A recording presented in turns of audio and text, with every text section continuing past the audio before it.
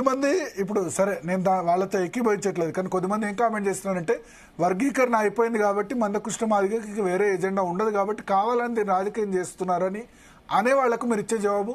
ఆ మాట నువ్వే చెప్పరా, నేను అడిగిన దాంట్లో తప్పే ఉన్నదో. నేనైతే చెప్తా, 30 సంవత్సరాలు నేను ఒక పోరాట యోధుడిని అయితే చూడలేదు. మందకృష్ణ మాదిగ గారు really hats off to you. నా తమ్ముడా నువ్వు తెలుగు న్యూస్ స్టూడియోలో హ్యాట్స్ ఆఫ్. ఒకటే అంశం మీద అంతకు ముందు ఫైట్ చేశారు, ఆ తర్వాత సుప్రీంకోర్టు కొట్టివేసిన తర్వాత 2004 కదా, 2004, 2005. సో మీలాంటి ఉద్యమకారుణ్ణి ఒక వర్గీకరణ అంశమనే కాదు, ఆరోగ్యశ్రీ కూడా మీరు కారణం. రాజశేఖర రెడ్డి సమయంలో కదా ఆరోగ్యశ్రీ స్కీమ్ కు మీరు కారణం. వికలాంగుల హక్కుల గురించి కూడా పోరాటం చేశారు.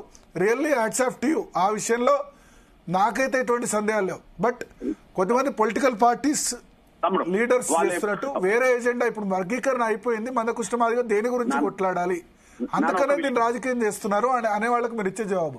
నాన్న ఒక్క విషయం నాన్న, మీరే చెప్పింది కదా 30 ఏళ్ళ పోరాటం అని చెప్పి. ఇప్పుడు ఆ మాట్లాడేటోళ్ళు పోరాటం ఎక్కడున్నారు నాన్న? నేను కాదు, అసెంబ్లీలో కూడా వాళ్ళు చాలా మంది చెప్పారు మందకృష్ణ మాదిగ, వాళ్ళు చాలా మంది మాట్లాడారు కదా. నేను అదే అంటున్నా. నేనేమంటుండే కేటీఆర్ కూడా ఇప్పుడు మొన్నటి వరకు మీరు బీఆర్ఎస్ ఎంత వ్యతిరేకమైన కేటీఆర్ కూడా లాస్ట్ టైం అసెంబ్లీలో మాట్లాడినట్టున్నాడు మీ గురించి. అవునవును నాన్న, అది సత్యాన్ని ఎవరైనా ఒప్పుకోక తప్పదు నాన్న. కానీ ఇప్పుడు ఎవరైతే ఈ లోపాలను సరిచేయమని చెప్పడానికి సిద్ధంగా లేని పాలకపక్షం కొమ్ము కాస్తారో వాళ్ళు మాట్లాడతారు కదా, వాళ్ళు ఎక్కడున్నారు ఈ ఉద్యమంలో? ఈ 30 ఏళ్ల పోరాటంలో నీకు ఎక్కడైనా వాళ్ళు కనిపించిండ్రా? కనిపించలే. ఆ కనిపించలేనప్పుడు వాళ్ళు పాలకులకు తొత్తులుగా మారిన వాళ్ళకి ఇట్లాంటి ప్రచారం చేస్తారు. ఇంకా రెండో విషయం చెప్తున్నా నేను, వర్గీకరణ జరుగుతున్న కాలంలోనే, వర్గీకరణ పోరాటం జరుగుతున్న కాలంలోనే ఆరోగ్యశ్రీ పథకం తెచ్చామా లేదా? ఈ దేశంలో ఎక్కడన్నా ఉన్నది అట్లాంటి పథకం? వికలాంగుల పెన్షన్లు తెలుగు రాష్ట్రాల్లో పెరిగినంత ఎక్కడన్నా పెరిగినాయా? వృద్ధులైతంతుల పెన్షన్లు ఎక్కడన్నా పెరిగినాయి? ఇక్కడ పెరిగినట్టుగా ఇవన్నీ ఎంఆర్పీ చేసిందే కదా. అంటే వర్గీకరణ పోరాటం జరుగుతున్నప్పుడే సమాజం కోసం ఇంత చేశాం కదా. వర్గీకరణ అయిపోతే ఇంకా నేను స్వేచ్ఛగా స్వతంత్రంగా ఇంకా సమాజం కోసం ఎన్నో ఉద్యమాలు చేసి ఫలితాలు సాధిస్తాం కదా. ఓకే, సమాజం కోసం పాటుపడేటోళ్లకు ఒక అంశం పరిష్కారం అయితే ఇంకో అంశం దిక్కు వెళ్తాం కదా. వర్గీకరణ కోసం కొట్లాడుతున్న కాలంలోనే సమాజం కోసం 10 ఉద్యమాలు చేసిన వాళ్ళం, 10 రకాల ఉద్యమాలు చేసిన వాళ్ళం, సమాజానికి 10 రకాల ఫలితాలు అందించిన వాళ్ళం. వాళ్ళ ఎంఆర్పీఎస్ ఫలాలు అందుకోలేని కుటుంబం ఉంటుందా, కులం ఉంటుందా ఈ దేశ తెలుగు నేల మీద? అంత చేసిన వాళ్ళం. కాకపోతే మన ఆవేదనలో ధర్మం ఉన్నదా లేదా అనే విషయం పరిశీలించాలి. ధర్మం లేకపోతే ఎందుకు బీజేపీ ఎమ్మెల్యే అసెంబ్లీలో మాట్లాడింది? ఇప్పుడు మీ లెక్క ప్రకారం 1% or 2% తక్కువ వస్తుంది మాదిగలకి. బట్ ఇప్పుడు ఈ వర్గీకరణ లేకుంటే 15%లో మాలలు ఎంతమంది సెలెక్ట్ అవుతున్నారు, ఎంత పర్సెంటేజ్ వస్తుంది, మాదిగలకు ఎంత వస్తుంది, ప్లస్ ఈ బుడగ జంగాలు కానీ ఈ క్యాస్ట్లకు ఎంత పర్సెంటేజ్ వస్తుంది? ఇప్పుడు నాకు తెలిసి బుడగ జంగాలతో పాటు ఎవరికి 1% రాలేనా? 0.2 10% వస్తుంది. 0.1% కూడా రాదు. లేదు 0. కూడా 1% లేదు. 0.1 అట్లుంటది. కానీ ఇప్పుడు మీ దృష్టికి పోతున్నా నేను, ఇప్పుడు మాకు 15లో 9 వచ్చినాయి అనుకో మినిమం.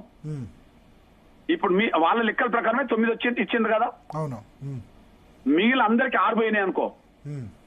ఓకే, మిగిలిన మాలలతో పాటు మిగతా అందరికి 6 పోయినాయి. మరి ఎప్పుడన్నా మాకు 15లో 9 ఎప్పుడన్నా వచ్చినాయా? 2 కాడున్నాం, 3 కాడున్నాం, 4 కాడున్నాం. 9 అంటే మాకు రాలేదు కదా. ఏ లెక్కలు చూస్తే 9 మాకు రాలేదు కదా. పొలిటికల్ గా కొంచెం రిప్రజెంటేషన్ పెరిగింది కదా పొలిటికల్ గా. అయితే ఉద్యమం తర్వాత పొలిటికల్ గా వర్గీకరణ ఉద్యమం తర్వాత పొలిటికల్ గా ఎమ్మెల్యేల సంఖ్య, జడ్పీ చైర్మన్లు లేకపోతే సర్పంచ్లు అట్లా లేదు. ఇప్పుడు మీరు దృష్టికి తీసుకొస్తున్నా, ఇదే తెలంగాణలో మీరు లెక్కలు చెప్పండి నాన్న. తెలంగాణలో ఇను తమ్ముడు వింటున్నావా? వింటున్నా. 10 మంది మాదిగా 9 మంది మాలా ఉన్నట్టున్నారు. చెప్పేనా 19 మందిలో. ఓకే, ఇప్పుడు 19 మందిలో డైరెక్ట్ మాదిగలు ఎంత మంది ఉండాలి చెప్పండి? 12 మంది 13 మంది ఉండాలా లేదా? అవును. ఈ లెక్క ప్రకారమే ఉండాలా లేదా? మరి లేరు కదా. 10 మంది ఉన్నారు కదా. 10 మంది ఉన్నారు.